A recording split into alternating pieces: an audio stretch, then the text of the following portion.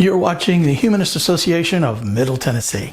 Today we're going to talk about a humanist.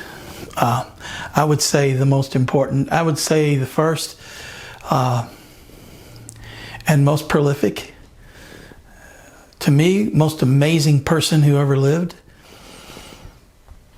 Yeah, I could say all those things about Leonardo da Vinci. Here is a little piece of a documentary I found that tells us how Leonardo da Vinci changed the world.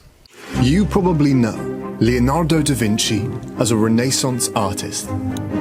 He painted what is quite possibly the most well-known portrait in the world, the Mona Lisa, as well as creating The Last Supper and Vitruvian Man. But he was so much more than just one of the world's greatest artists. Leonardo da Vinci was an anatomist who drew and catalogued the entire human body.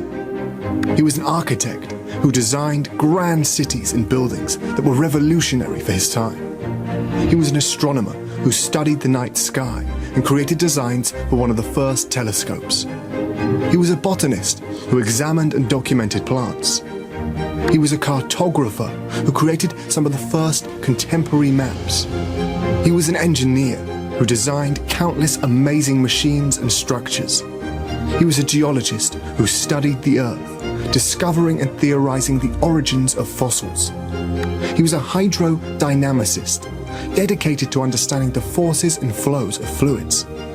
He was a mathematician who incorporated his calculations into the core of his art. He was a musician who played and taught instruments, even designing several of his own. He was a theatre producer who created immersive sets and props that blew away audiences. He was a scientist who theorized, tested and discovered many new groundbreaking ideas. He was an inventor, pushing the boundaries of what was technologically possible at the time.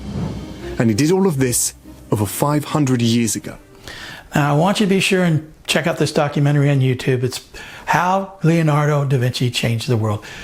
There are a lot of documentaries, but this was probably the highest quality one I found, and it's so full of incredible information. In fact, one of the little pieces of information was that Leonardo was most likely gay.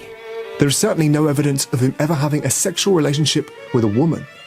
He definitely had very close relationships with two of his male assistants over the years, Salai and Melzi, that were possibly sexual. Couple that with the charge of sodomy with a male prostitute, and many have concluded that Leonardo da Vinci was gay.